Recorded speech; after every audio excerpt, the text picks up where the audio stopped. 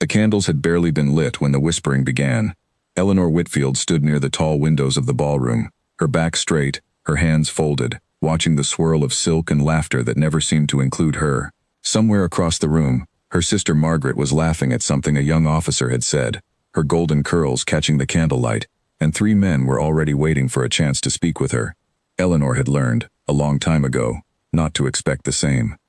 She was the youngest of 4 sisters and the least remarked upon, not ugly, not clumsy, not foolish, but simply forgettable. Or so the drawing rooms of London seemed to have decided. Her sisters were called clever, charming, radiant. Eleanor was called quiet. It was not an insult, but it was not a compliment either. It was a word people used when they could not think of anything else to say. Her mother found her near the window before the second dance had even finished. "You are hiding again," Mrs. Whitfield said, her voice low and sharp beneath the music. "Eleanor, this is not the evening for hiding. Do you understand what tonight means for this family?" "I understand, Mother.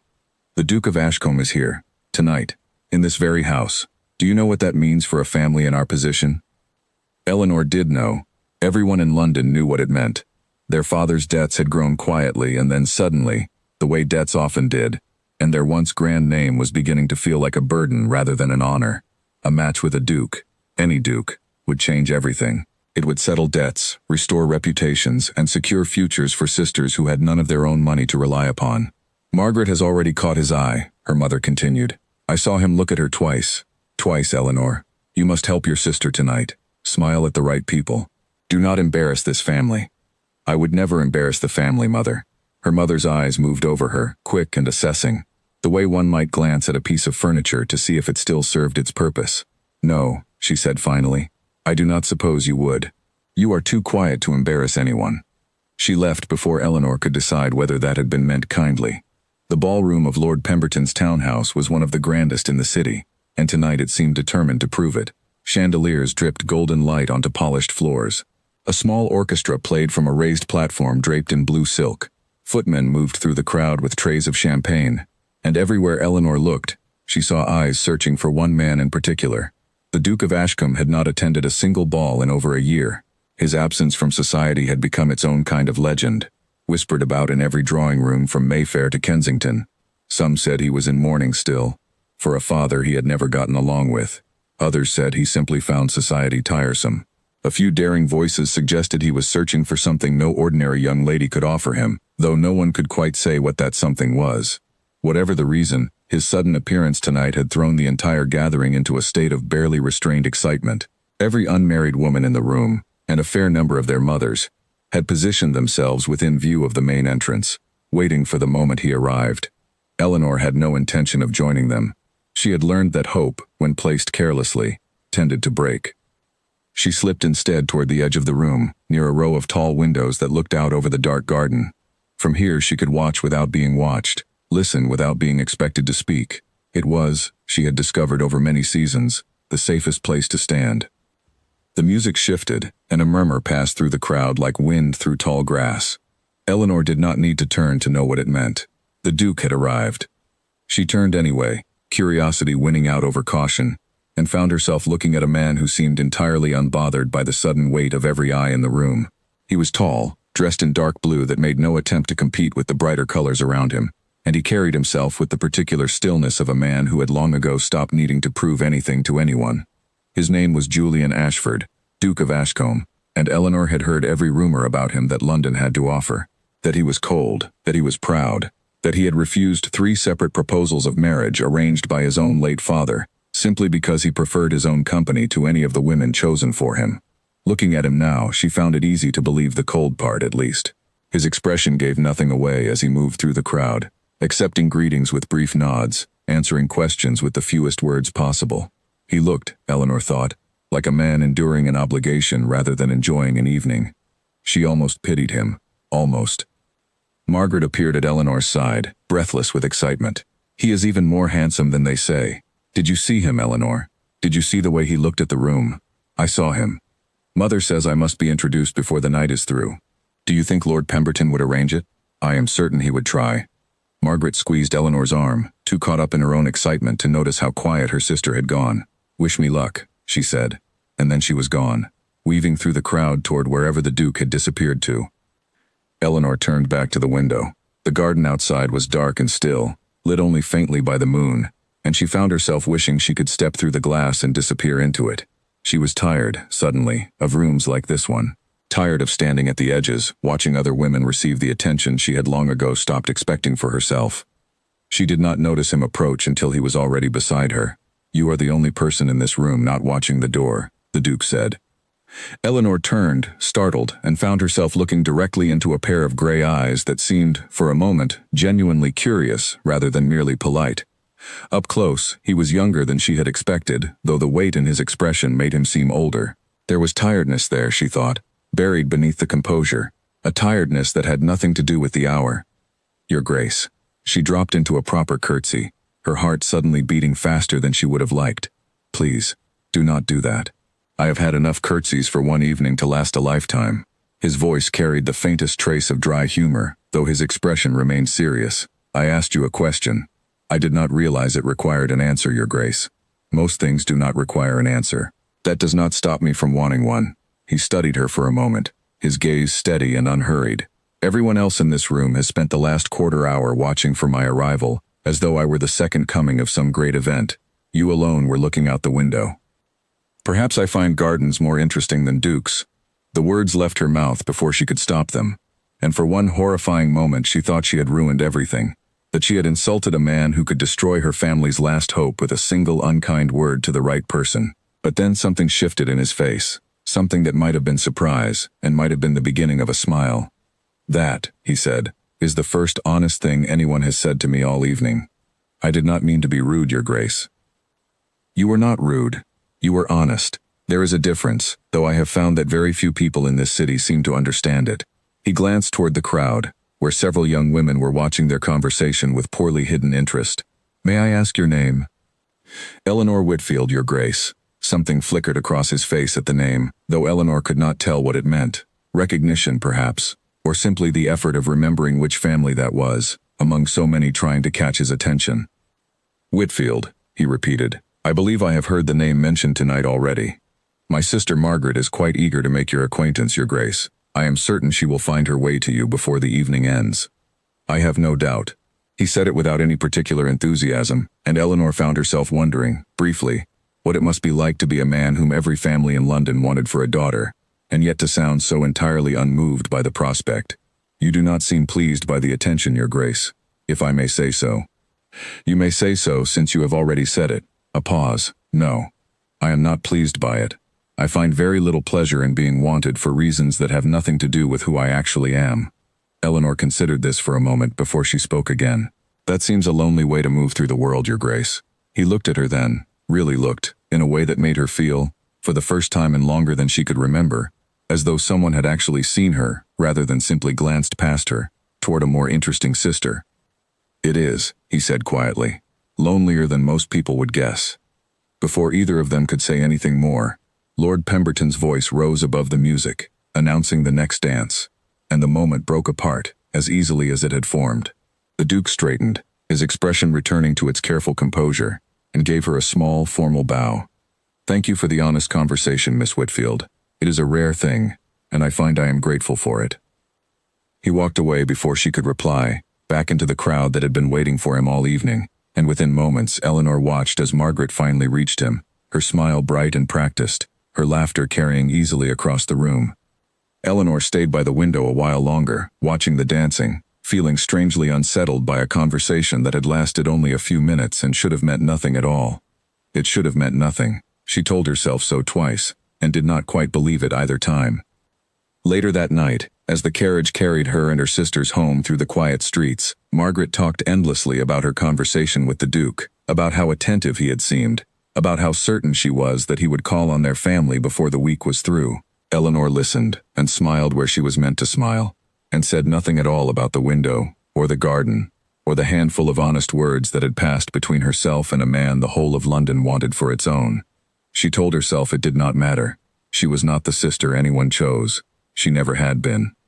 But as she lay awake that night, staring at the ceiling of the room she shared with no one, she found herself remembering the particular stillness in his gray eyes, and the way he had said the word lonely, as though it were a secret he had not meant to share. She did not know, not yet, how much that single evening would come to change. 3 days after the ball, a letter arrived at the Whitfield house, and it was not addressed to Margaret. Eleanor's mother stood in the front hall holding the cream-colored envelope as though it might burn her fingers, staring at the neat, confident handwriting that spelled out her youngest daughter's name. Margaret hovered nearby, her face pale with confusion, and Eleanor's father had come out of his study for the first time in days, drawn by the sudden commotion. "There must be some mistake," Mrs. Whitfield said, turning the envelope over as though a different angle might reveal a different name. "The seal is his, the Duke of Ashcombe's own seal, but why would he write to Eleanor? Perhaps he intends to ask after Margaret through her," Eleanor's father suggested, though he did not sound convinced. Eleanor said nothing. She took the letter when her mother finally held it out, her fingers trembling slightly as she broke the seal, and read the short, carefully worded message inside. The Duke of Ashcombe requested the honor of a private conversation with Miss Eleanor Whitfield, to take place at Lord Pemberton's residence, under the supervision of Lady Pemberton, at her earliest convenience. There was no explanation, no hint of purpose, only a request, polite and formal, that left Eleanor's heart pounding in a way she did not entirely understand. "He wishes to speak with you," her mother said, disbelief coloring every word. "Alone." "Well, not entirely alone. Lady Pemberton will be present, but Eleanor, why would he wish to speak with you?" "I do not know, Mother. Did something happen at the ball? Did you say something to him?" "We spoke for a few minutes near the window, nothing more." Her mother's eyes narrowed, sharp with a calculation Eleanor recognized all too well. A few minutes near a window does not lead to a private letter 3 days later. "What did you say to him, Eleanor? What did you do?" "I did nothing, Mother. I promise you I did nothing." Margaret had gone very quiet, her earlier confusion hardening slowly into something colder. She did not speak, but Eleanor could feel the weight of her sister's stare, and she understood, without being told, that something had shifted between them, that would not easily shift back. 2 days later, Eleanor sat in the small, elegant drawing room of Lord Pemberton's townhouse, waiting for a man who held the fate of her entire family in his hands, though she still did not know why. Lady Pemberton sat near the fireplace, occupied with her needlework, close enough to satisfy propriety and far enough to grant something resembling privacy. When the Duke entered, stressed more simply than he had been at the ball, Eleanor rose and offered a proper curtsy, her heart beating too quickly for the calm expression she tried to hold on her face. "Miss Whitfield, thank you for coming. Your letter left me very curious, Your Grace." "I imagine it did." He took the seat across from her, his gray eyes studying her face with the same careful attention she remembered from the ball. "I will not waste your time with unnecessary conversation. I have a proposal to put before you, and I would ask that you hear the whole of it before you respond." "Of course, Your Grace." He was quiet for a moment, as though arranging his words carefully before he spoke them. "My father died a year and a half ago. Before his death, he arranged the terms of his will in a way I did not learn of until recently, and did not agree to, though I had no power to change it. The inheritance of the estate, along with certain funds tied to my mother's family, requires that I marry within a year of my 30th birthday. That birthday falls in less than 2 months. Eleanor said nothing, though her mind raced ahead, already sensing the shape of what was coming. "If I fail to marry in time," he continued, "the estate passes to a cousin I have met only twice in my life, a man my father distrusted, and who I have every reason to believe would ruin what generations of my family worked to build. I have spent the better part of a year avoiding this conversation, hoping some other solution would present itself. None has. And so you must marry, Your Grace. Quickly. Yes. And you have come to me." "I have." He held her gaze steadily. "Every woman who has pursued my attention since my father's death has done so with clear purpose. Position, wealth, the prestige of my name. I do not fault them for it, that is simply how the world we live in operates, but I have grown weary of pretending not to notice it, and more weary still of imagining a lifetime spent married to someone who wanted the title far more than she wanted me. I do not understand what that has to do with me, Your Grace. You were the only person at that ball who did not seem to want anything from me at all. You spoke to me as though I were simply a man standing at a window, rather than a duke worth pursuing.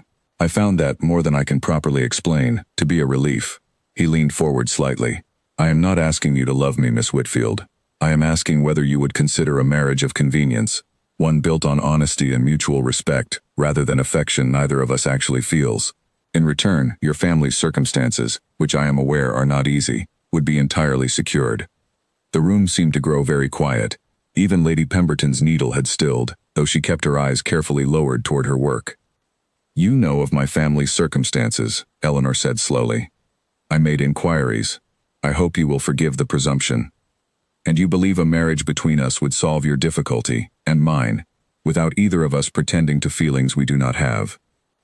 That is precisely what I believe. Eleanor sat with the weight of it, her thoughts moving in several directions at once. There was her family to consider, the debts that grew heavier each season, the future her sisters would face if their father's fortune collapsed entirely. There was Margaret, who had believed, however briefly, that the Duke's attention belonged to her. And there was Eleanor herself, who had spent so many years being the sister no one noticed, that the idea of being chosen for anything, even something as unromantic as convenience, felt strange and unfamiliar. May I ask you something honestly, Your Grace? I would expect nothing less from you. Why me, specifically? There must be other women in London who would agree to such an arrangement without hesitation, women whose families would celebrate the match without a second thought. He considered the question carefully before answering.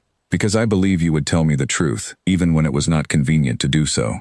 I have spent a year surrounded by people who tell me only what they think I wish to hear. I find I no longer have the patience for it. That is not the same as choosing someone out of affection. No, it is not. I will not insult you by pretending otherwise, but I think honesty may prove a sturdier foundation than affection that has not yet had time to grow. And I have hope, though I will not pretend certainty, that affection of a genuine kind might follow, given time and patience on both sides. Eleanor thought of her mother's face when the letter had arrived. She thought of her father's quiet worry, hidden behind closed study doors. She thought of Margaret's cold silence, and the cost that would come with saying yes. My sister believed you would choose her, she said quietly. She has not said as much, but I know it to be true. I am sorry for that. I never gave her reason to believe otherwise beyond the ordinary courtesies expected at such gatherings. If she is hurt by my choice, that is a burden I will carry, but it does not change what I am asking of you. And if I say no, then I will find another arrangement, somewhere, with someone. But I would not ask you a second time, nor pressure you toward an answer you do not wish to give. The choice is entirely yours, Miss Whitfield. Eleanor looked at him for a long moment, this quiet, tired man who had somehow decided, out of every woman in London, that she was the one worth asking honestly, rather than pursuing carelessly. She thought of the years she had spent standing near windows, waiting to be noticed, and never quite being noticed at all. I will need time to consider it, Your Grace. Of course, take whatever time you require. And I will need to speak with my family. I would expect nothing less. She rose, and he rose with her, and for a moment, they simply stood there, two people who had just changed the course of both their lives, with a conversation lasting less than half an hour. Thank you for your honesty, Your Grace, Eleanor said. Whatever I decide, I am grateful you did not pretend to feelings you do not have. And I am grateful, he said quietly, that you did not pretend to be flattered by an offer that is, admittedly, far from romantic. A small, unexpected smile crossed her face before she could stop it. It is a strange sort of proposal, Your Grace. It is. I hope, in time, it might become something less strange. She left Lord Pemberton's townhouse with her mind full and her heart uncertain, knowing that whatever answer she gave, nothing in her life would remain the same. Behind her, the Duke remained standing by the window, watching her carriage disappear down the street, wondering, for reasons he could not entirely name, whether he had just made the wisest decision of his life, or the most dangerous one. That night, Eleanor told her family everything, and the house did not sleep quietly. Her mother wept first, then laughed, then wept again, clutching Eleanor's hands as though she could not quite believe her fortune had turned so suddenly. A duchess, she kept repeating, as though the word itself needed saying aloud several times before it could be trusted. My Eleanor, a duchess. Who would have imagined it? Her father was quieter, though relief showed plainly in the way his shoulders lowered, in the long breath he released when Eleanor finished explaining the terms of the arrangement. You understand what this means for all of us, he said. Not only for you. I understand, Father. And you are certain this is what you wish, not simply what the family needs? The question surprised her, coming from him. Her father rarely asked what she wished, having long assumed her wishes aligned quietly with whatever the family required. I do not know if it is what I wish exactly, she admitted, but I do not think it is a foolish choice. He was honest with me. That counts for something, I think, in a world where very few people are. Margaret did not weep, and did not laugh, and said very little at all. She sat near the window, much as Eleanor had at the ball, her arms folded tightly, her expression carefully blank in a way that Eleanor recognized as far more dangerous than open anger. "You spoke with him for a few minutes," Margaret finally said. "That is all it took." "Margaret, I did not seek this out. He came to me, I promise you. I gave him no encouragement beyond ordinary conversation." "I do not doubt that you did nothing wrong, Eleanor. That is almost the worst part of it. You did nothing at all, and still you are the one chosen." Margaret's voice cracked slightly, though she fought to keep it steady. "I danced with him. I laughed at every dull thing he said. I made certain he saw me in the best light the whole evening, and it was you, standing quietly by a window, who caught his notice." "I am sorry, Margaret. Truly I am. Are you? Or are you simply relieved that for once someone chose you instead of one of us?" The words landed harder than Margaret perhaps intended, though Eleanor could not entirely deny the truth buried within them.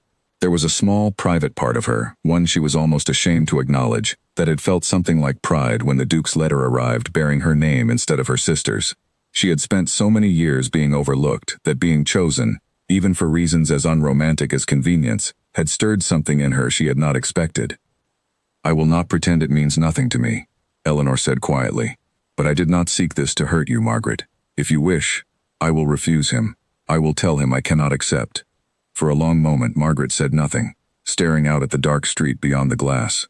When she finally spoke, her voice had lost its sharp edge, replaced by something more tired and more honest. "No, do not refuse him on my account. Father's debts will ruin us all eventually, and a duke's fortune will save every one of us, myself included. I am angry, Eleanor, and perhaps I will remain angry for some time yet. But I am not foolish enough to ask you to throw away security for the sake of my pride. Thank you, Margaret. Do not thank me. Simply promise me one thing." Margaret finally turned to face her sister directly. Her eyes bright with unshed tears she refused to let fall. "Promise me that if he ever makes you feel the way I have always feared feeling, small and unwanted and invisible, you will not simply accept it because you believe that is all you deserve. You are not the last choice, Eleanor. You never were. You were only ever the choice no one else had the sense to make first." The words settled deep in Eleanor's chest, and she found herself blinking back tears of her own as she crossed the room and embraced her sister, the two of them holding onto something fragile and unfamiliar, a bond bent nearly to breaking but not yet broken entirely. Later, alone in her room, Eleanor sat by her own window, looking out at a sky scattered with stars, and thought of gray eyes and quiet honesty, and a proposal that asked for nothing more than truth between two strangers. She did not know yet what kind of marriage awaited her, whether it would remain a careful arrangement or grow into something warmer, but she knew, with a certainty that surprised her, that she intended to say yes. The next morning, she wrote her answer, sealed it carefully, and sent it to Lord Pemberton's townhouse before she could allow herself a single moment of doubt. The room went silent the moment Eleanor walked in, and not the comfortable kind of silence. She had expected whispers when the engagement became known. She had not expected the sheer weight of them, pressing against her from every corner of Lady Harrington's drawing room, where half of fashionable London had gathered for afternoon tea, and, apparently, the opportunity to examine the woman who had somehow captured a duke without any of them noticing how. "There she is," someone murmured, not quite quietly enough. "The Whitfield girl, the quiet one. I heard she trapped him somehow, some scheme with her mother, no doubt. He has 3 years of proposals from far better families, and he chooses her? There must be more to it than anyone is saying." Eleanor kept her chin level, and her expression calm, the way she had practiced in the mirror that morning. Though her hands trembled slightly beneath the folds of her dress, she had known this would happen. She had simply not understood, until this precise moment, how much it would feel like being slowly picked apart in front of an audience that enjoyed the process. Lady Harrington herself approached with a smile that did not reach her eyes. "Miss Whitfield, how fortunate you could join us. I confess, the entire room has spoken of little else since the announcement. I imagine it has provided a great deal of entertainment, my lady." "Entertainment is one word for it." Lady Harrington's smile sharpened. "Tell me, my dear, however did you manage it? A duke, and such a determined bachelor at that. There must be some clever secret you are not sharing with the rest of us." "There is no secret, my lady. His Grace and I spoke honestly with one another, and he made me an offer I chose to accept." "Honestly," Lady Harrington repeated, as though the word itself amused her. "How refreshingly simple you make it sound. Though I do wonder what a girl with no fortune, no particular beauty, and no notable accomplishments could possibly have offered a duke, beyond honesty." The room had gone quiet again, waiting to see how Eleanor would respond, and she felt every eye upon her like a physical weight, She thought of her mother's advice from that morning, delivered in a rushed whisper before they left the house. Smile, and say little, and let them grow bored of their own cruelty eventually. She thought too of the Duke's steady gray eyes, and the way he had told her that honesty mattered more to him than performance. "Perhaps, my lady," Eleanor said carefully, "His Grace found that quality to be worth more than the ones you have named." A ripple of surprise passed through the room, followed by a few poorly hidden smiles from women who seemed to enjoy watching Lady Harrington fail to land a clean blow. Lady Harrington's own expression tightened, though she recovered quickly, turning the conversation elsewhere with practiced ease. Eleanor found a quiet corner as soon as she was able, her heart still pounding from the exchange, and remained there until the tea concluded and she could finally return home. The weeks that followed brought more of the same. Every gathering she attended came with its own quiet cruelty, delivered in perfectly polite tones that made the insults nearly impossible to answer directly. She was called fortunate by women who meant calculating. She was called simple by women who meant unremarkable. She overheard, more than once, theories about how she had trapped the Duke through some manner of scheme, theories that grew more elaborate and more absurd with each retelling. Through it all, the Duke himself remained publicly unbothered, appearing at her side whenever their schedules allowed, offering no particular defense of her honor beyond simply choosing to be seen with her, again and again, until the pattern itself became a kind of answer to the whispers. "You do not seem troubled by any of it," Eleanor observed one afternoon, as they walked together through the gardens behind his townhouse, a chaperone trailing at a respectful distance. "I have spent a great deal of my life being talked about," the Duke said. "One learns, eventually, that the talking rarely reflects the truth of anything. It simply reflects what people wish were true, or fear might be true, or find entertaining to imagine. It is easier to feel that way when the talking is not aimed directly at you." He glanced at her, something like guilt crossing his features. "You are right. I have not considered enough how differently this falls upon you. I am sorry for that, Eleanor." It was the first time he had used her given name without the formal address attached, and something in her chest tightened pleasantly at the sound of it. "I do not blame you for the whispers, Your Grace. Julian," he said, "if we are to be married, I think you might manage to call me by my given name at least occasionally." "Julian, then." The word felt strange and new in her mouth, though not unwelcome. They walked in silence for a while, past rows of carefully tended roses, the late afternoon sun casting long shadows across the gravel path. Eleanor found herself, more and more often, simply enjoying his company rather than merely enduring the arrangement between them. He asked her questions and seemed to genuinely listen to her answers. He remembered small details she mentioned only once, and referenced them again days later in ways that suggested he had actually been paying attention rather than performing polite interest. "May I ask you something honestly, Julian?" "Always." "Do you regret your choice, now that you understand the cost it carries, in whispers and cruel tea parties and endless speculation?" He stopped walking and turned to face her fully, his expression serious in a way that made her breath catch slightly. "No," he said, "I do not regret it. If anything, watching you endure all of this with such quiet dignity has only confirmed that I chose correctly. Most women in your position would have wilted beneath it, or lashed out in ways that would have made everything worse. You have done neither." "I have wanted to lash out, more than once. And yet you have not. That restraint speaks to a strength I find myself admiring more each day." Eleanor felt heat rise in her cheeks, and looked away toward the roses, uncertain how to respond to a compliment so plainly and sincerely delivered. She was not accustomed to being admired for anything, and the unfamiliarity of it left her momentarily without words. "You are quiet," Julian observed, a faint smile touching his mouth. "I am simply unused to being spoken of so kindly." "Then I shall have to make certain you become accustomed to it, since I intend to continue."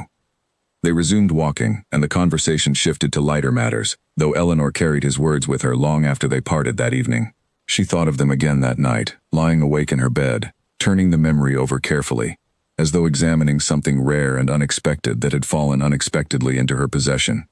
Not every encounter that season proved so gentle, however. A week later, at a card party hosted by one of Julian's distant relations, Eleanor found herself seated across from a woman named Charlotte Ainsworth, whose family had long been rivals of the Whitfields in matters of both fortune and reputation. "I confess, Miss Whitfield, I find the whole engagement rather curious," Charlotte said, arranging her cards with deliberate slowness.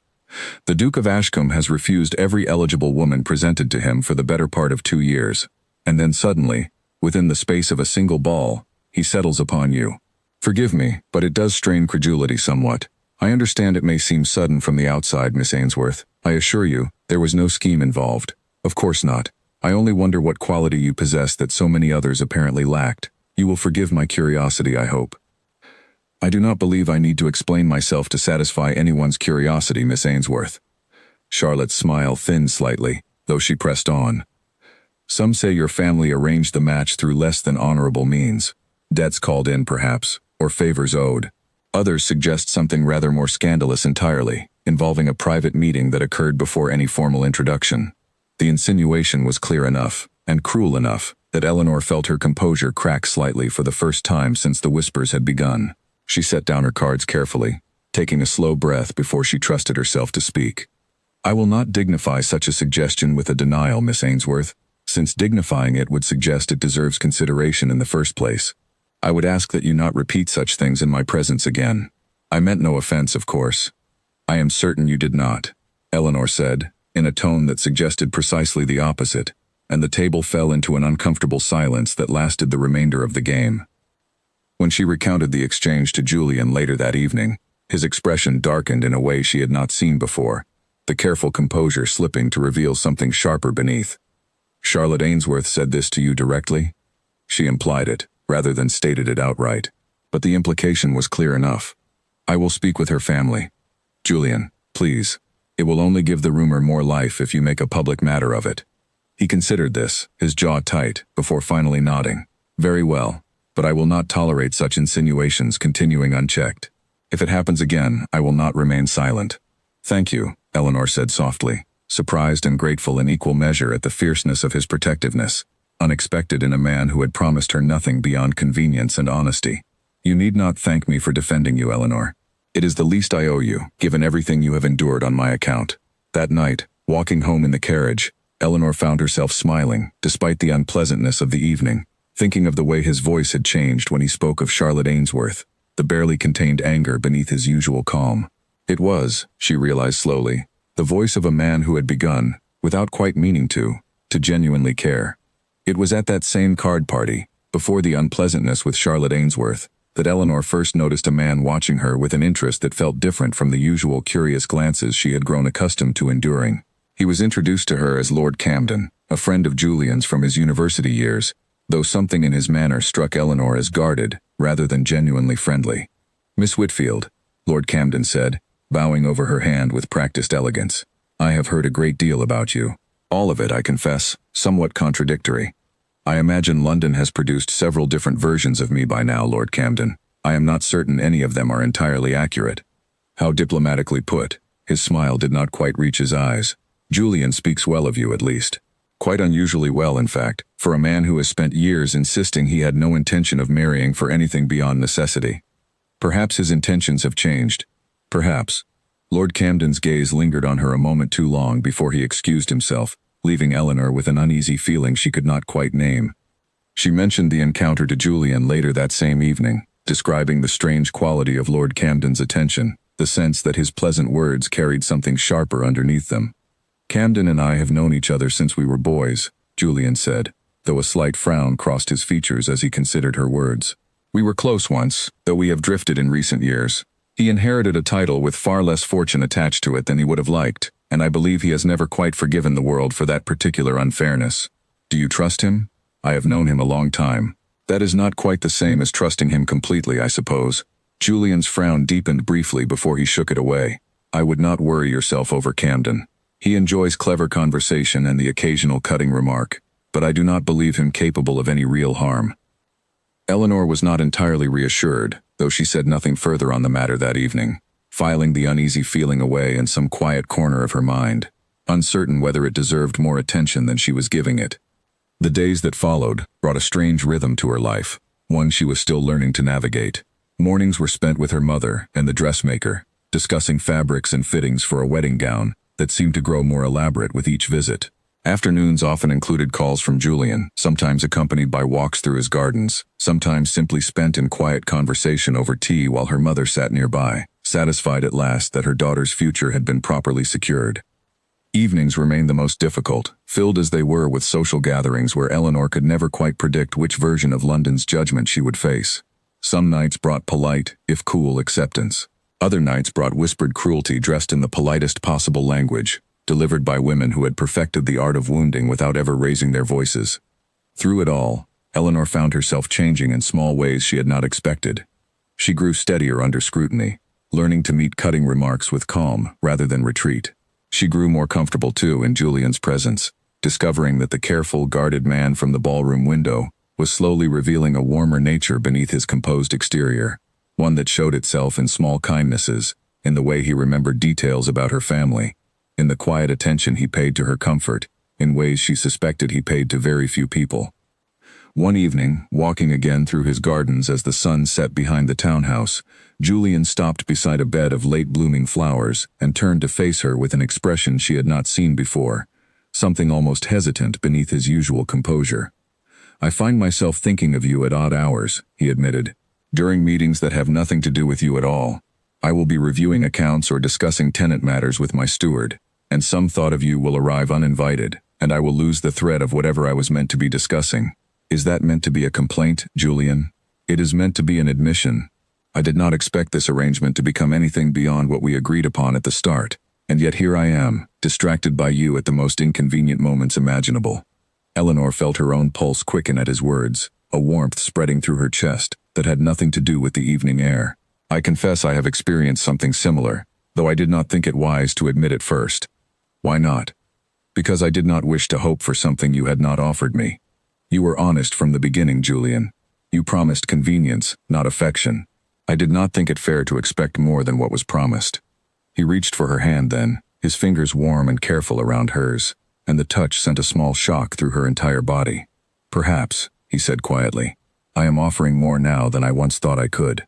Perhaps convenience has grown into something I did not expect, and did not know how to name until recently. And what would you name it now? I am not entirely certain yet, but I know that the thought of you troubled by whispers I cannot silence keeps me awake more nights than I would like to admit.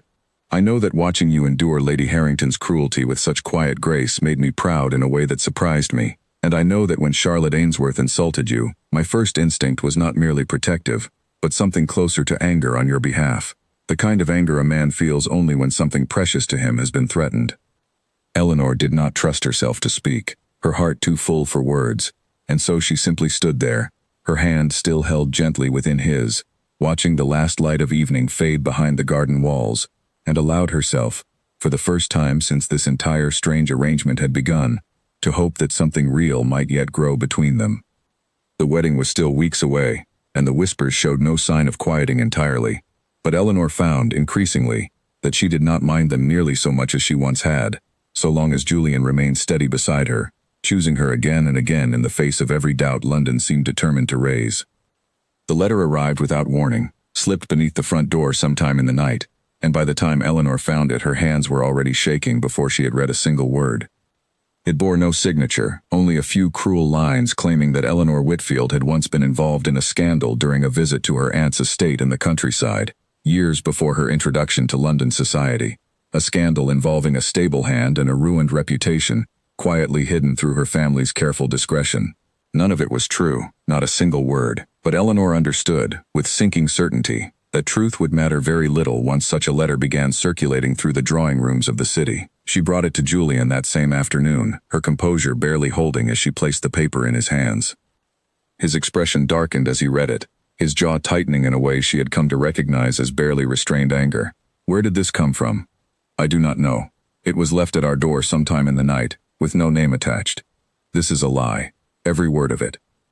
"I know that, Julian, but knowing it and proving it to all of London are two very different matters." He set the letter down carefully, though his hands remained tense. "I will find whoever is responsible for this. And if you cannot, if this spreads before you find them?" He did not answer immediately, and the silence between them stretched long enough that Eleanor felt a cold dread settle into her stomach, wondering whether even his loyalty might have limits she had not yet discovered. By the following evening, the rumor had already begun circulating, exactly as Eleanor had feared. She noticed it first in the way conversation stopped abruptly when she entered rooms, in the pointed glances exchanged between women who had once merely gossiped about her sudden engagement, and now seemed to believe they had uncovered something far more damning.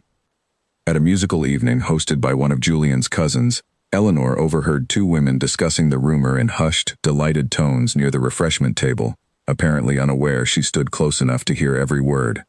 "They say the Duke does not yet know the full truth of it," one woman whispered. "That his intended bride hid quite a scandal from him before accepting his proposal. I always thought there was something suspicious about how quickly he chose her. Now it seems clear enough why she was so eager to accept any offer at all, respectable or otherwise." Eleanor walked away before either woman noticed her, her cheeks burning with humiliation and anger in equal measure. She found Julian near the doorway, deep in conversation with several gentlemen, and waited, uncertain whether to interrupt, until he noticed her expression and excused himself immediately. "What has happened?" She told him what she had overheard, her voice tight with the effort of remaining composed in a room full of curious eyes. Julian's expression hardened further, and for a moment she feared he might march directly into the drawing room and confront the entire gathering. "Julian, please, not here. They are spreading lies about you in my own family's home, Eleanor. I will not simply stand by and allow it. Making a scene will only give the rumor more power. Please, let us leave quietly instead." He agreed reluctantly, though his anger simmered visibly the entire carriage ride home, his hands clenched tightly against his knees, his jaw set in a hard line that Eleanor had never seen from him before. "I know who is responsible," he said finally, as the carriage rattled through the darkened streets. "You believe it was Lord Camden?" "I do. The details are too specific, too carefully constructed to have come from idle gossip. Only someone who knew certain facts about my family's history, and certain weaknesses in yours, could have crafted something so precisely damaging." "What weaknesses in mine?" Julian's expression grew troubled. "Camden knows of your father's debts. I mentioned them to him once, in confidence, before I understood him well enough to guess how he might use such knowledge. I believe he crafted this rumor knowing your family's precarious position would make it difficult for you to defend yourselves publicly without drawing further scrutiny to your father's finances." Eleanor absorbed this in silence, understanding now the particular cruelty of the scheme, designed not merely to hurt her but to trap her family between silence and further exposure. "Why would he do this, Julian? What does he gain from destroying my reputation?" "I do not know entirely. Perhaps jealousy, perhaps some old resentment toward me that I have never fully understood. Perhaps simply the pleasure of watching something he cannot have himself be destroyed, rather than enjoyed by someone else." Julian's voice carried real bitterness now, the friendship of years apparently crumbling rapidly beneath the weight of betrayal. "Whatever his reason, I intend to confront him directly. And if he denies it, then I will find proof. I will not allow this rumor to stand unanswered, Eleanor. I promise you that."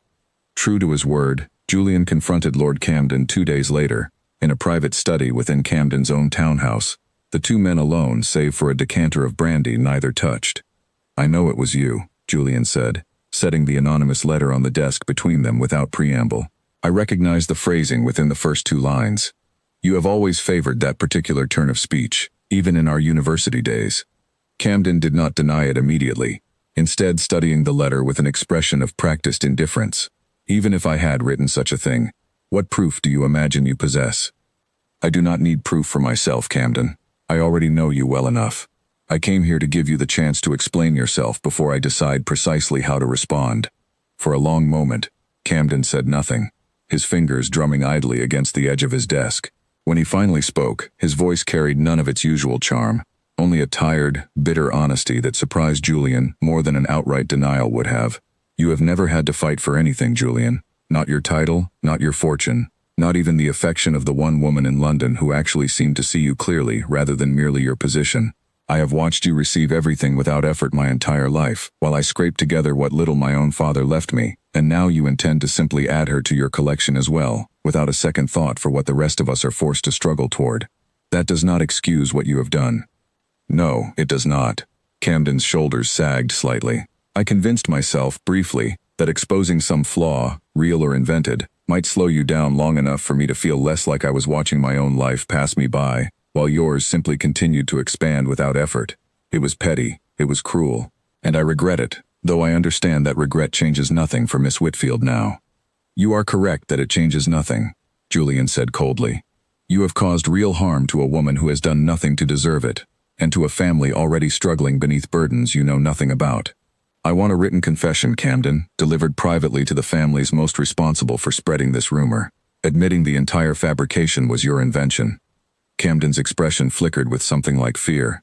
Such a confession would destroy what remains of my own reputation. Then you understand, at least in part, what you attempted to do to Eleanor's reputation without any such hesitation. Julian's voice remained hard and unyielding. You will provide the confession, Camden, or I will ensure every door in London closes against you regardless. The choice of how much dignity you retain in the process belongs entirely to you. Camden agreed eventually, reluctantly, and though the private confessions he delivered over the following days did not entirely erase the damage already done, they provided exactly the foundation Julian needed for what he planned next. True to his word, Julian arrived at Eleanor's family's house, looking exhausted but resolute, ready to explain everything that had transpired. He denied it, at first, Julian told her, seated across from her in her family's modest drawing room. But I pressed him, and eventually the truth came out. He admitted to crafting the letter, though he claimed he meant it only as a warning, a suggestion that I reconsider a match he believed unworthy of my family's name. A warning delivered through lies about a scandal that never happened. I told him precisely that. He offered no real defense beyond wounded pride and old resentments about my family's fortune compared to his own diminished circumstances. Julian's expression remained grim. I have ended our friendship entirely. I told him if he speaks another word against you, publicly or privately, I will ensure every door in London closes against him. That seems a harsh punishment for a lie, however cruel. It is not harsh enough, in my estimation. He attempted to destroy your reputation, and your family's standing out of nothing more than petty jealousy. I do not intend to forgive that easily, nor should you feel any obligation to forgive it either. Eleanor considered his words carefully, grateful beyond measure for his fierce loyalty, though troubled still by the damage already done. The rumor has already spread, Julian. Ending your friendship with him will not undo the whispers already circulating. No, but I intend to address that as well. He reached for her hand, his expression softening slightly.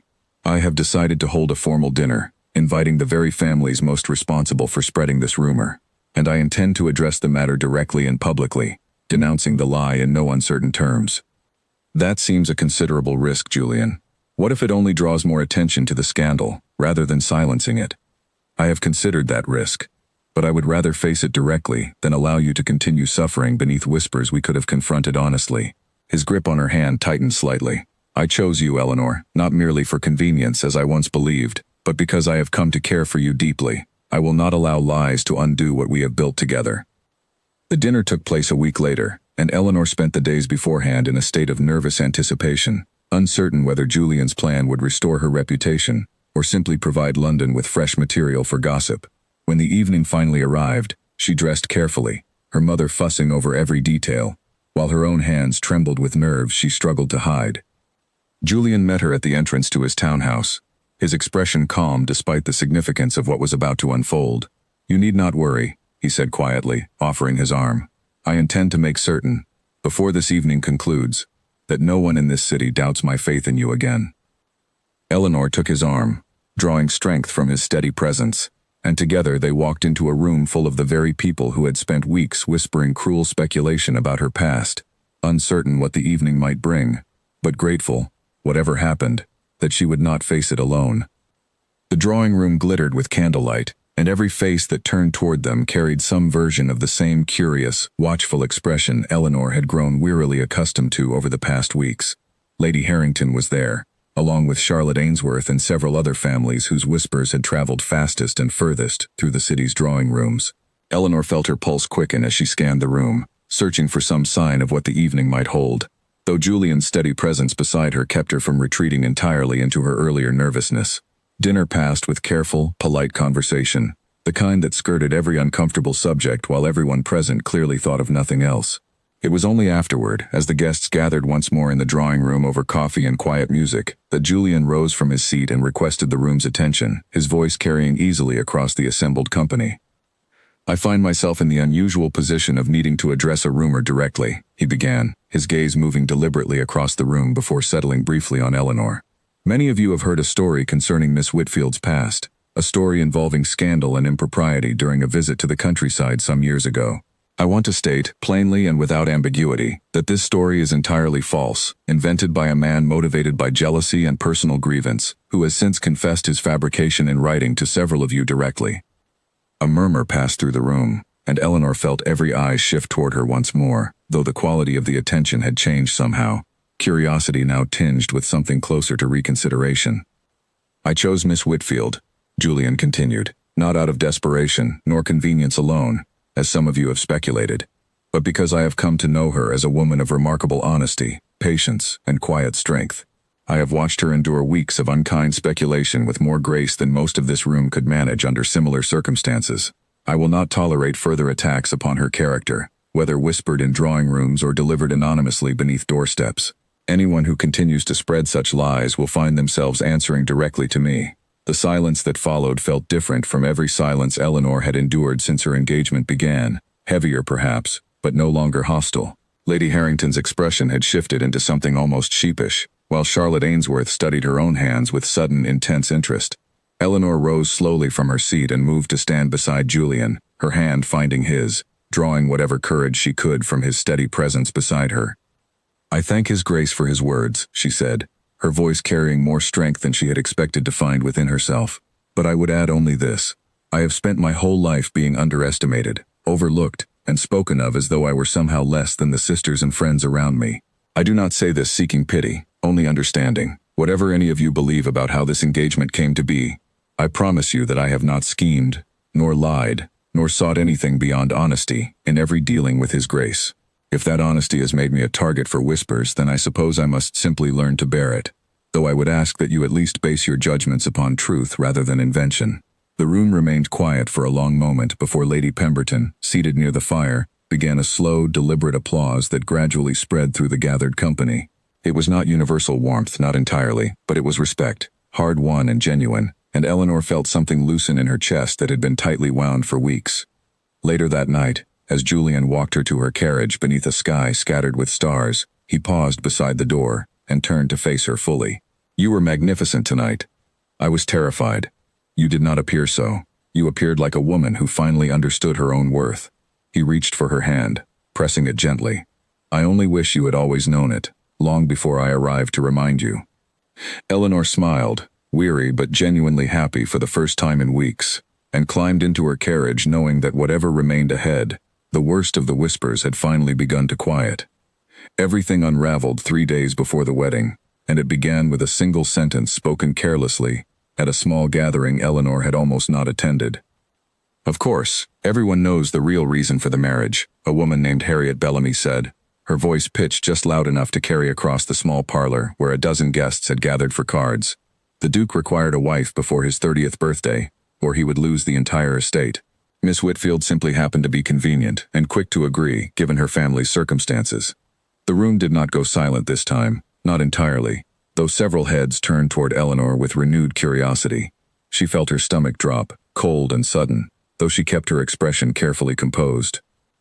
"I do not know where you heard such a thing, Mrs. Bellamy. Lord Camden mentioned it, before his unfortunate falling out with the Duke.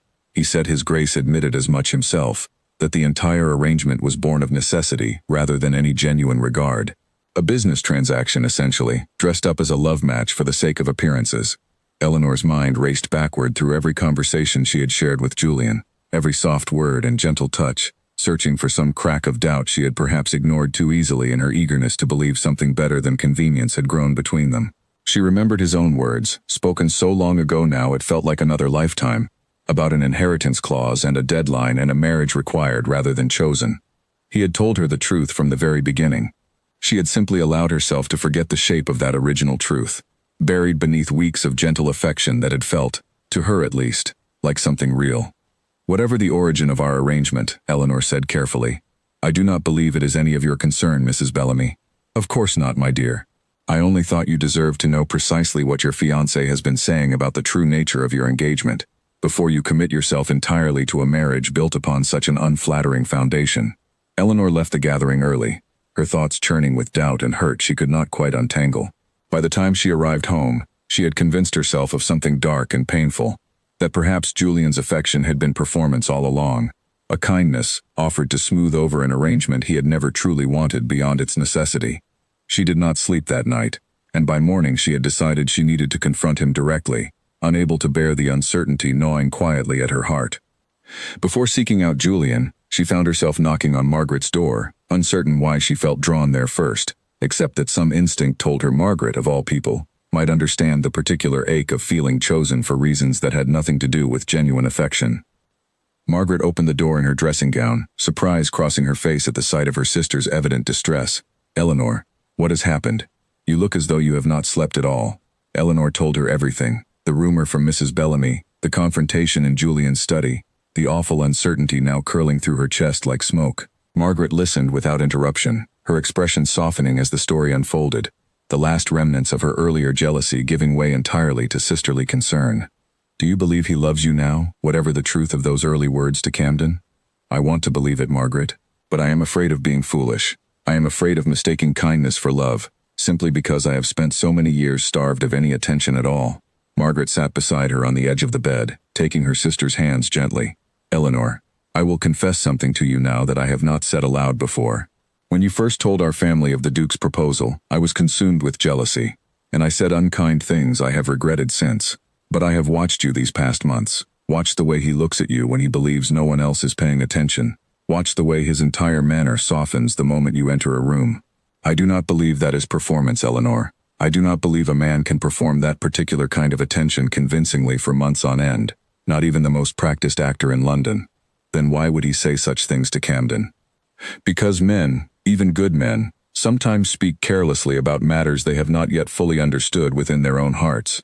I imagine, when he first spoke to Camden of convenience, he genuinely believed that to be the whole truth of it. I do not think it unreasonable that the truth might have changed since then, even if he was slow to correct an old conversation that no longer reflected his actual feelings. Eleanor considered her sister's words carefully, feeling some of the tightness in her chest loosen slightly, though the uncertainty had not entirely vanished. "I am frightened, Margaret, more frightened than I have been of anything in a very long while.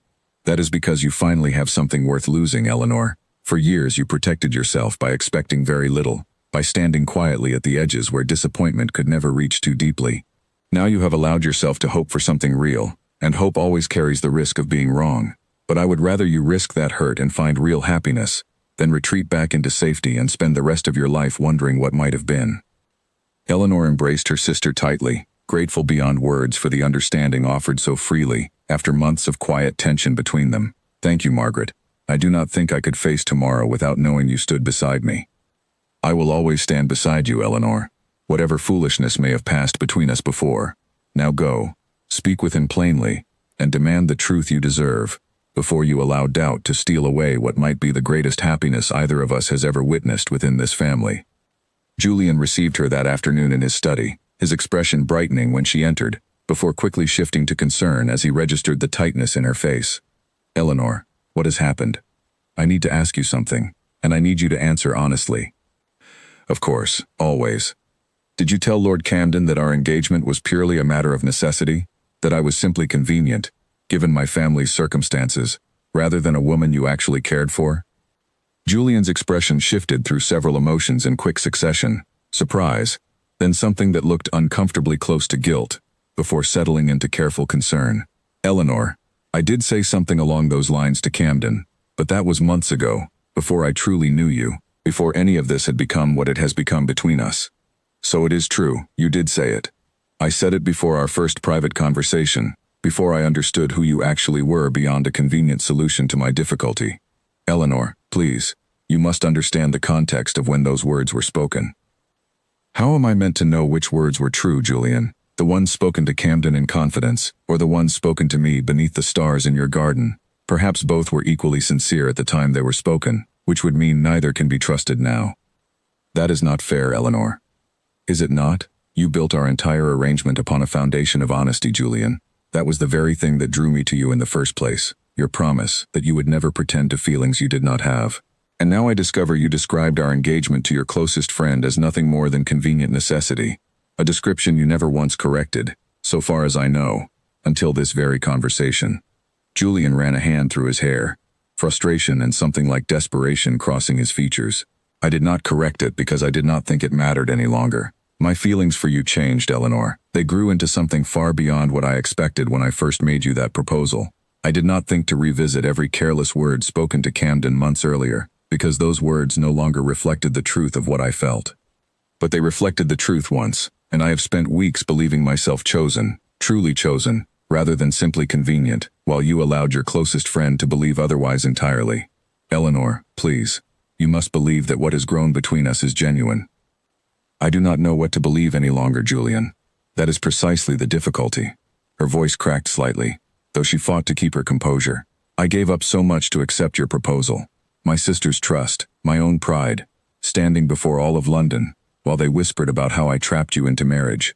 I told myself it was worth it, because I believed, truly believed, that you had chosen me for who I was. Now I do not know if that was ever fully true, or simply a kindness you extended once convenience had already secured your inheritance. That is not what happened, and you know it is not. Do I? I am no longer certain what I know. She left his study before he could say anything further. Her eyes burning with tears she refused to let fall until she reached the privacy of her own carriage. Behind her, Julian remained standing amid the wreckage of a conversation that had somehow transformed a genuine, growing love into something that felt, suddenly, uncertain and fragile. The following 2 days passed in a haze of misery for Eleanor. She could not eat properly, could not sleep, spent long hours simply staring at the ceiling of her room, turning every memory of Julian over in her mind, searching for some clarity that refused to arrive. Her mother, sensing something was deeply wrong despite Eleanor's attempts to hide it, finally cornered her on the second evening, sitting beside her on the edge of her bed. You must tell me what has happened, Eleanor. The wedding is tomorrow, and you look as though you are preparing for a funeral rather than a marriage. Eleanor told her everything, the whispered rumor, the confrontation, Julian's admission that he had once described their engagement as mere convenience. Her mother listened quietly, her expression thoughtful rather than alarmed. And do you believe his feelings for you are genuine now, whatever they may have been months ago? I do not know, Mother. That is the trouble. I want to believe it. Every instinct in me wants to believe it, but I am afraid of being made a fool, of believing myself loved and discovering instead that I was simply convenient, dressed up in gentle words and careful attention. Her mother was quiet for a long moment, her hands folded carefully in her lap. Eleanor, I must tell you something I have never properly told you before. When your father first courted me, it was not out of great passion. Our families arranged the match for practical reasons, much as yours began. I did not love him at first. I am not certain in truth that I even particularly liked him at first. Mother, I did not know that. There is a great deal you do not know, because I never thought it worth burdening you with. My point, Eleanor, is that love does not always arrive fully formed in a single moment of romantic declaration. Sometimes it grows slowly, from practical arrangements and shared days and small kindnesses accumulated over time, until one morning you simply realize it has become real, without being entirely certain when the transformation occurred.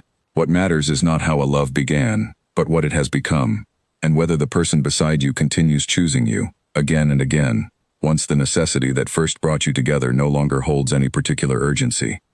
How do I know if what Julian feels is truly that, or simply comfortable habit, mistaken for something deeper? You will not know for certain until you ask him plainly, and watch closely how he answers, not merely with words, but with everything he does afterward. Her mother squeezed her hand gently. You have a choice tomorrow, Eleanor.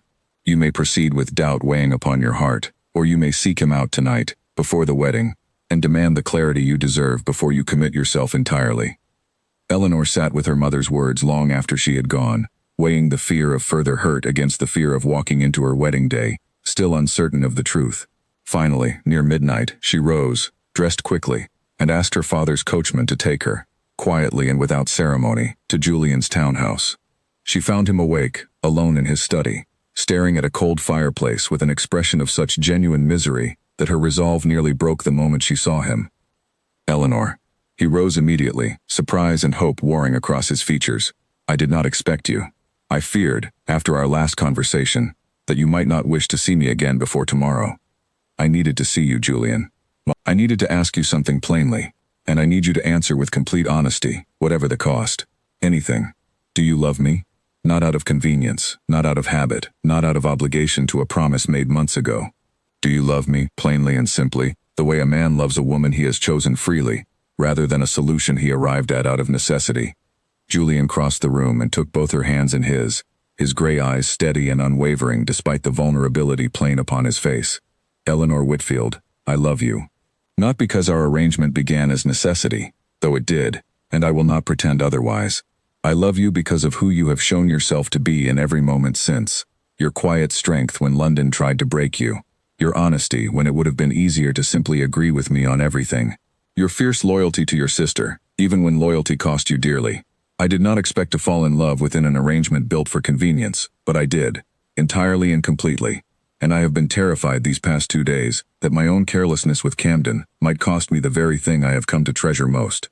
Tears finally spilled down Eleanor's cheeks, relief and love and lingering hurt all tangled together in a way she could not easily separate. I was so afraid, Julian, afraid that everything between us was simply performance, dressed up as something real. Nothing between us has been performance, Eleanor, not for a long while now. He brushed the tears gently from her cheek, his touch tender and certain. Tomorrow, before all of London, I intend to prove that beyond any doubt, if you will still have me. I will still have you, Julian. I only needed to hear the truth spoken plainly, one final time, before I could walk into tomorrow without fear weighing upon my heart. They stood together in the quiet study for a long while after that, saying little more, simply grateful for the clarity finally restored between them, while outside the window, the last hours before the wedding slipped quietly toward dawn. Eventually, Julian walked her back to the waiting carriage, his hand warm around hers the entire way, neither of them quite willing to release the other despite the late hour and the long day that awaited them both. Tomorrow, he said softly, standing beside the carriage door, I intend to say something before the entire gathering, something I have been considering since our conversation 2 nights ago. I will not tell you what it is now. I would rather you hear it for the first time when the whole of London stands witness to it. You are being mysterious, Julian. I am allowed a small mystery, given how thoroughly you have already seen through every other part of me. A faint smile touched his mouth, the first genuine smile she had seen from him since the trouble began. Sleep well, Eleanor, if you can manage it. Tomorrow, I intend for every doubt that has ever touched your heart to be answered completely. She climbed into the carriage reluctantly, watching him through the small window as the vehicle pulled away, his figure growing smaller against the lit doorway of his townhouse, until the darkness of the street swallowed him from view entirely. Her heart, which had felt so fractured only hours before, now carried something steadier within it, a fragile but genuine hope that tomorrow might bring not merely a wedding, but a true beginning. She returned home as the first pale hint of dawn touched the eastern sky, slipping quietly into the house so as not to wake her sleeping family, and lay awake in her bed turning over every word Julian had spoken, wondering what promise he intended to make before all of London, and finding, for the first time in days, that she trusted him enough to simply wait and discover the answer alongside everyone else. The church bells had barely finished ringing when Eleanor realized her hands would not stop trembling. Earlier that morning, long before the bells and the gathering crowds, Eleanor had woken to soft gray light filtering through her window, her mind immediately returning to the memory of Julian's promise the night before. She lay still for a long moment, listening to the quiet sounds of the house stirring awake around her, servants moving through the halls, her mother's voice already rising somewhere below in a flurry of last-minute preparations, and found herself smiling before she had even fully opened her eyes. The morning passed in a blur of activity, the dressmaker arriving with the final adjustments to her gown, her hair arranged carefully by a maid brought in specially for the occasion, her mother alternating between tears and instructions delivered in rapid succession. Eleanor endured it all with quiet patience, her thoughts returning again and again to the study she had visited in the darkness of the previous night, to Julian's steady voice declaring his love plainly and without hesitation. By the time she stood in the small antechamber adjoining the grand chapel, her wedding gown a cascade of pale silk and delicate lace, her mother fussing anxiously with a stray curl near her temple while Margaret adjusted the veil with steady, careful hands, the earlier uncertainty had settled into something calmer, a quiet readiness she had not expected to feel so completely on what should have been the most nerve-wracking day of her life. Outside, beyond the heavy wooden doors, Eleanor could hear the low murmur of London's most fashionable families gathering in the pews, every one of them curious to witness the conclusion of a courtship that had provided the season's most enduring source of gossip. She stood in the small antechamber adjoining the grand chapel, her wedding gown a cascade of pale silk and delicate lace, her mother fussing anxiously with a stray curl near her temple, while Margaret adjusted the veil with steady, careful hands. "You look beautiful," Margaret said softly, meeting her sister's eyes in the small mirror propped against the wall. "Whatever doubts brought you here at midnight, I hope they have been entirely settled." "They have," Eleanor said, and found, to her own quiet relief, that she meant it completely. Her father appeared in the doorway a few minutes later, dressed in his finest coat, offering his arm with a pride Eleanor had rarely seen so plainly upon his face. "It is time, my dear." The walk down the aisle felt both impossibly long and impossibly brief. a blur of familiar and unfamiliar faces turning toward her as she passed, whispers rising and falling like waves against the shore. She kept her eyes fixed ahead, on Julian, standing tall and composed near the altar, his gray eyes never once leaving her face as she approached, and something in his steady gaze settled every remaining tremor in her hands. The ceremony itself passed in a haze of vows and careful ritual, the priest's words washing over her while her attention remained fixed entirely on Julian, on the warmth of his hands around hers, on the quiet certainty in his voice as he spoke his vows without hesitation. When at last they were pronounced husband and wife, a ripple of applause moved through the chapel, and Eleanor felt for the first time since the whole strange arrangement had begun, that she was not merely accepted, but genuinely celebrated. The wedding breakfast that followed was held in the grand hall of Julian's townhouse, transformed for the occasion into a space of extraordinary elegance, tables laden with fine china and abundant flowers, the air filled with music and the bright chatter of London's assembled elite. Eleanor moved through the gathering on Julian's arm, accepting congratulations from families who only weeks earlier had whispered cruel speculation about her character, and found herself, strangely, feeling more amusement than resentment at the sudden shift in their regard. It was only after the meal concluded, as guests settled into comfortable conversation over coffee and sweet pastries, that Julian rose from his seat at the head of the long table and requested the room's attention, exactly as he had promised he would. The room quieted gradually, curious faces turning toward him, Eleanor's own heart beginning to race as she wondered what he intended to say. "Many of you have followed the story of my courtship with my wife," Julian began, his voice carrying easily across the hall, "with considerable interest, and I confess, considerable speculation as well. I have heard theories ranging from clever scheming to desperate necessity, and I understand why such theories took root. Our engagement did begin, in part, from practical necessity. I will not pretend otherwise, since Eleanor herself values honesty above all else, and I intend to honor that value today of all days." Eleanor felt every eye in the room shift toward her, though she kept her chin level, trusting Julian completely as he continued. "When I first approached Eleanor Whitfield with my proposal, I believed I was seeking a solution to a difficult inheritance clause, nothing more. I sought a wife who would not pretend to feelings she did not possess, who would offer me honesty rather than performance. I found that, and so much more, than I ever expected to discover." His gaze found Eleanor's across the room, steady and warm. "In the months since, I have watched this woman endure cruel whispers with more grace and dignity than anyone in this room, myself included, could likely have managed under similar circumstances. I have watched her forgive a sister's jealousy, defend her own honor, without ever descending into the same cruelty aimed at her, and offer honesty even when honesty cost her dearly. I did not fall in love with a convenient solution. I fell in love with Eleanor herself, entirely and completely, somewhere between that first honest conversation by a ballroom window and this very morning." A soft murmur moved through the gathered guests, and Eleanor felt tears gathering, unbidden, at the corners of her eyes. "I know there are those among you who called her the last choice," Julian continued, his voice growing firmer, "who whispered that she was merely convenient, unremarkable, overlooked by everyone else in this city before circumstance forced my attention toward her. I want to correct that record plainly, before every one of you gathered here today. Eleanor Whitfield was never my last choice. She was, and remains, the only choice I would ever make again, given the chance to choose anew 1,000 times over. If this city failed to notice her worth before I did, that reflects far more poorly upon this city's judgment than it ever did upon her character." The applause that followed felt entirely different from the polite, obligatory sort Eleanor had grown accustomed to enduring throughout her difficult courtship. This applause carried genuine warmth, several guests rising from their seats entirely, and even Lady Harrington, who had once mocked her so cuttingly over tea, offered a small, genuine smile of acknowledgement from across the hall. Julian crossed the room to stand beside her, taking her hands in his before the entire assembled company, his expression softening into something private and tender despite the public setting. "I love you, Eleanor. Today, and every day since I truly came to know you, and every day still to come.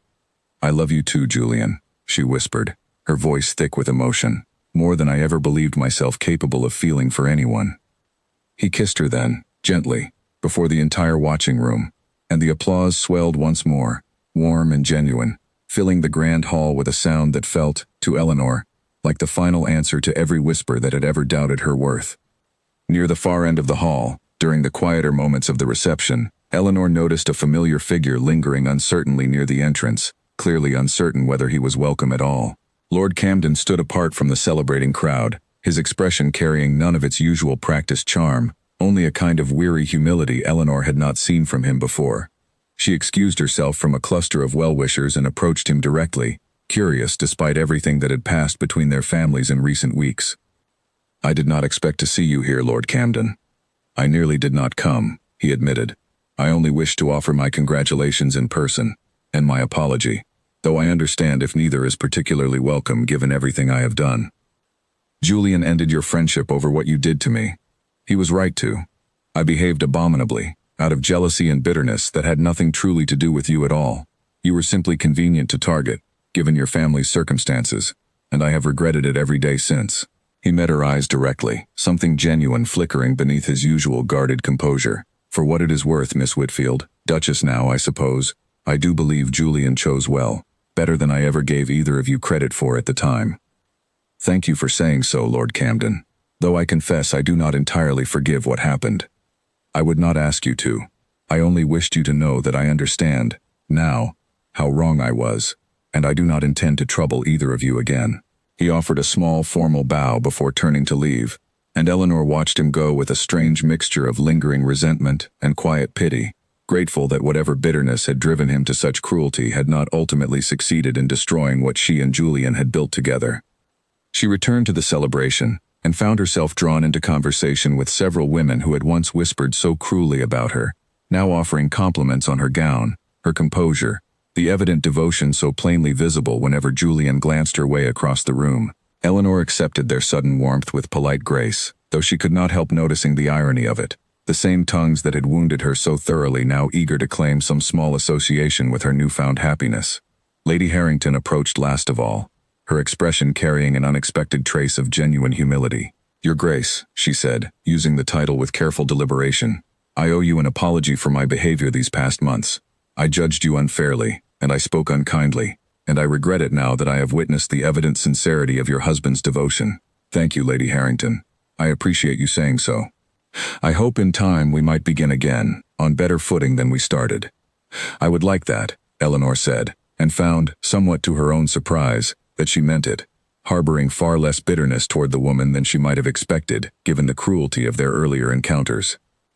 Later that evening, as the celebration wound gently toward its close and guests began departing into the cool night air, Eleanor found a quiet moment alone with Margaret near the edge of the hall.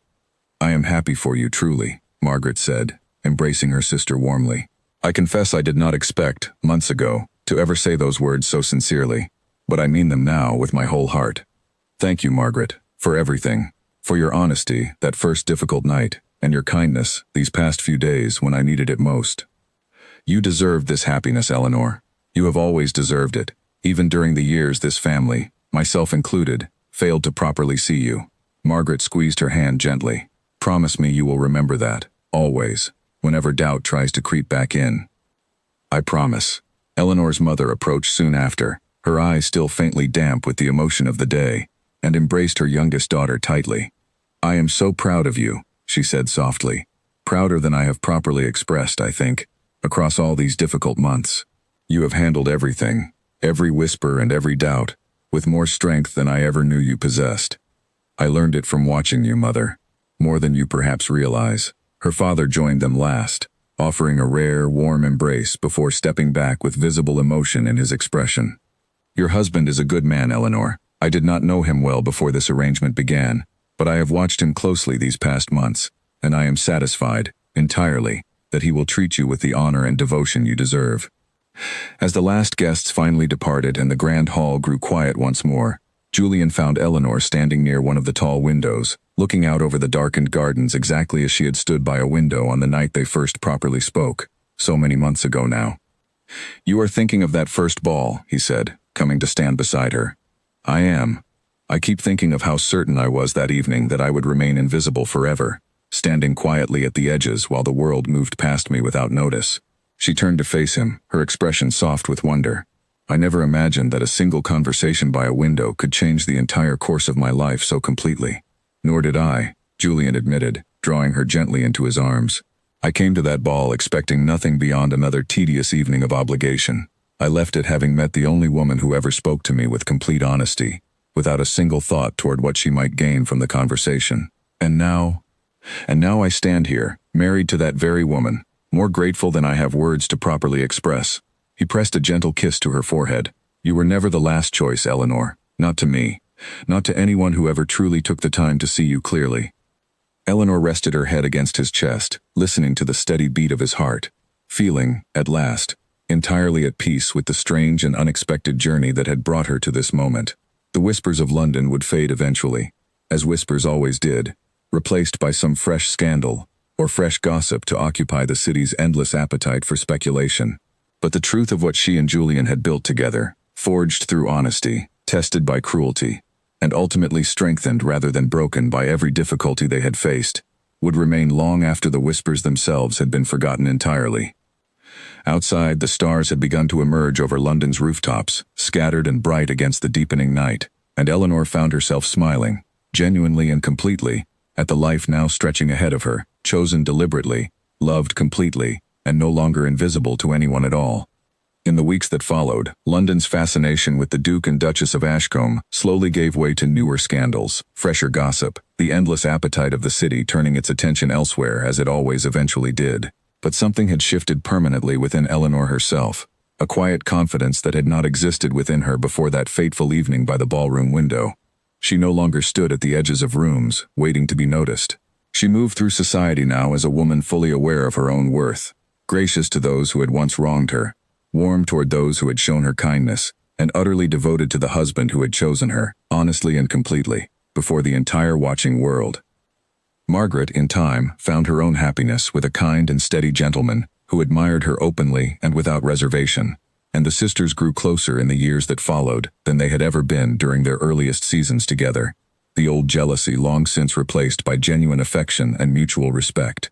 Eleanor's parents, freed at last from the crushing weight of debt, settled into a quieter, more comfortable existence, proud beyond measure of the daughter they had once so carelessly overlooked. And Eleanor herself, walking now through the gardens of her own grand home, beside a husband who looked at her still with the same steady warmth he had shown that very first night, understood at last the truth her mother had once tried to explain. Love did not always arrive in a single dramatic instant, fully formed and undeniable. Sometimes it grew slowly, from honest conversations and shared burdens and quiet moments accumulated carefully over time, until one day a woman who had spent her whole life believing herself the last choice anyone would ever make, found herself instead the only choice her husband would ever wish to make again, in this life or any other that might follow it.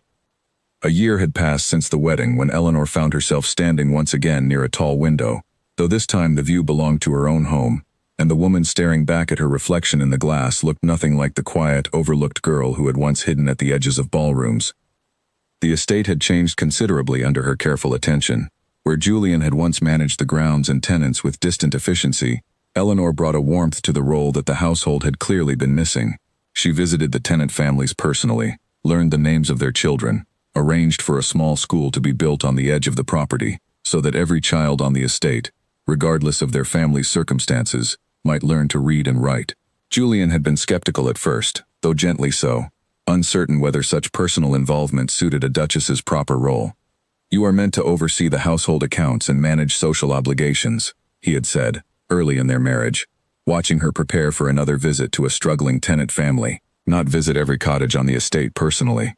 Perhaps that is simply what most duchesses do, Julian. I do not see why it must remain what I do as well. He had laughed then, a warm, genuine sound she had grown to treasure more than almost anything else in their life together, and never raised the objection again. Within months, the tenants of the Ashcombe estate spoke of their duchess with open affection, grateful for a landlord's wife who seemed to actually see them as people rather than simply sources of rent and labor. The school itself became a particular point of pride for Eleanor, who remembered too well what it felt like to be dismissed and underestimated by those who should have known better. She oversaw its construction personally, selected a kind and patient teacher from a nearby village, and made a point of visiting every few weeks to hear the children read aloud, delighting in their progress in a way that surprised even herself. You would have made a wonderful teacher had circumstances been different, Julian observed one afternoon, watching her kneel beside a small girl struggling through her letters, patient and encouraging despite the child's evident frustration. Perhaps in another life, Eleanor replied, smiling as the little girl finally sounded out the word correctly. and beamed with pride at her own accomplishment, though I find I am quite content with the life I have instead. Their own family had grown as well, in the most unexpected and welcome way. Eleanor discovered, some 8 months into their marriage, that she was carrying their first child, and the news transformed Julian in ways she had not entirely anticipated. The careful, guarded man from the ballroom window grew almost giddy with anticipation, insisting on accompanying her to every appointment with the physician, fussing over her comfort with an attentiveness that occasionally left her both amused and touched in equal measure. Their daughter arrived on a cold morning in early winter, and Julian wept openly at the sight of her, something Eleanor suspected he had not done since childhood, holding their newborn daughter with a tenderness that revealed, more plainly than any words could have, the depth of feeling he carried beneath his composed exterior. They named her Charlotte, after Julian's late grandmother, a choice that pleased his remaining relatives and gave Eleanor quiet satisfaction of her own, watching her husband's face soften every time he spoke their daughter's name. Margaret visited often during those early months, delighting in her role as an aunt, and the bond between the sisters continued to deepen with each passing season. She had married the previous spring, a kind gentleman named Henry Ashford, no relation to Julian despite the shared surname, a coincidence that provided the family considerable amusement at their wedding breakfast. Margaret's own happiness seemed to bloom fully once the old jealousy between the sisters had healed completely, replaced by a closeness neither of them had experienced during their earlier, more competitive seasons. "I used to envy you terribly, you know," Margaret admitted one afternoon, as the two sisters sat together in Eleanor's garden, watching baby Charlotte sleep peacefully in her basket nearby. "Not simply for Julian, though certainly for him as well. I envied how effortlessly you seemed to hold your composure under pressure, even when I could see how deeply the whispers wounded you. I did not feel composed at all most days.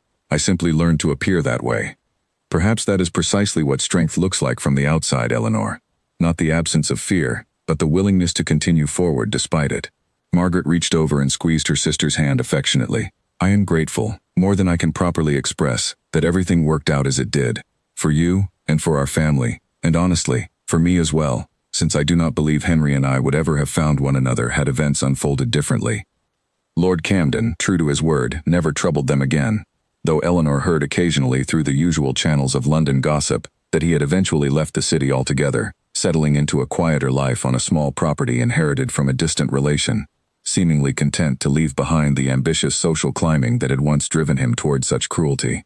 Eleanor found she harbored little lingering bitterness toward him, viewing his eventual retreat from society with something closer to indifference than anger, her own happiness having grown too complete to leave much room for old resentments. Julian's relationship with his own inheritance, the very estate and fortune that had first driven him toward their unusual arrangement, transformed considerably as well over that first year of marriage, where he had once managed his responsibilities with dutiful but distant efficiency. Eleanor's genuine warmth toward the tenants and staff gradually softened his own approach, until the estate itself seemed to hum with a different kind of energy entirely, one built on mutual respect rather than simple obligation.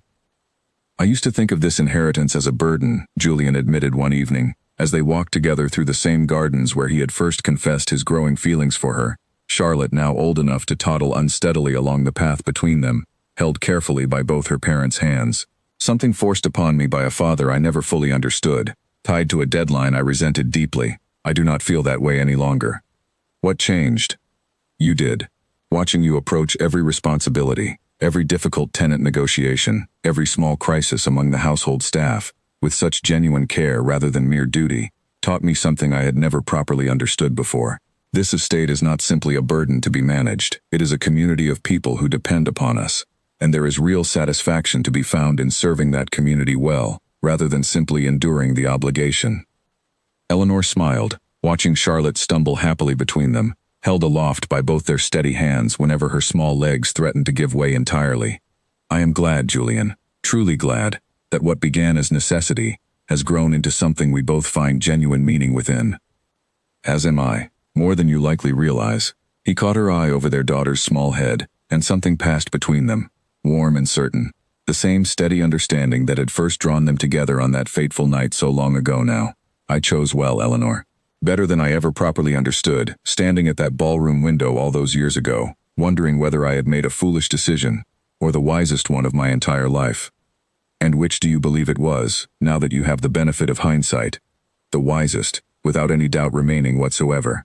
He lifted their daughter into his arms as her legs finally gave out entirely, settling her comfortably against his shoulder, and reached for Eleanor's hand with his free one, the three of them continuing their slow walk through gardens that had witnessed so much of their shared history already, and promised, quite clearly, to witness a great deal more happiness still to come. London, in time, moved on to other scandals, other courtships, other whispered speculations about who might marry whom and for what particular reasons. The story of the overlooked girl and the reluctant duke faded gradually into the background of the city's endless appetite for gossip, remembered occasionally at gatherings when someone recalled the particular drama of that difficult season, though the sharpest edges of the memory softened considerably with each passing year. But within the walls of their own home, Eleanor and Julian carried the memory of everything they had endured together, the whispers and the doubts and the painful uncertainty that had nearly undone them entirely before their wedding day, not as a wound that continued to ache, but as the very foundation upon which everything else had been carefully and lovingly built. Eleanor Whitfield, once called the last choice by a city too careless to properly see her worth, had become, in truth, exactly what Julian had promised her that final night before their wedding. Not merely chosen, but treasured, completely and without reservation, for exactly who she had always been. Sometimes, on quiet evenings after Charlotte had been settled into her small bed for the night, Eleanor would sit beside the same window where she had once watched Julian arrive at that first fateful ball, and think of the girl she had been then, certain of her own invisibility, resigned to standing forever at the edges of rooms while brighter, louder lives unfolded around her. She did not resent that girl, nor pity her entirely, understanding now that every quiet year of being overlooked had shaped the patience and steadiness Julian claimed to love most about her. Perhaps, she thought, some kinds of happiness required a long and difficult road to reach, a road that made the arrival itself feel all the sweeter for having been so uncertain along the way. Julian would often find her there, in that same quiet spot by the window, and would join her without a word, simply settling beside her and taking her hand, the two of them watching the stars emerge over the darkened gardens exactly as they had once watched them together on the night before their wedding. Neither of them needed to speak on such evenings. The comfortable silence between them said everything that mattered, a language built slowly over years of honesty and trust, far more eloquent than any grand declaration could have been. Their family continued to grow in the years that followed, a second daughter arriving some 2 years after Charlotte, and then a son whose birth Julian declared, with evident pride, secured the family line so thoroughly that no distant cousin need ever concern himself with inheritance clauses again. The children grew up surrounded by warmth and laughter, welcomed into a household that had been built, from its very first uncertain conversation by a ballroom window, upon a foundation of honesty rather than pretense. And whenever London's fashionable families gathered to discuss matches and courtships and the endless complicated business of marriage among the aristocracy, someone would inevitably recall the story of the Duke of Ashcombe and his quiet, overlooked bride, the woman once dismissed as the last possible choice, who had ultimately proven herself the finest choice any of them had ever witnessed. The details of the story shifted slightly with each retelling, as such stories always did, but the essential truth at its heart remained exactly as Julian had declared it before the entire watching gathering on their wedding day. Eleanor Whitfield had never truly been anyone's last choice at all. She had simply been waiting, patiently and without complaint, for someone with the sense and the courage to choose her first.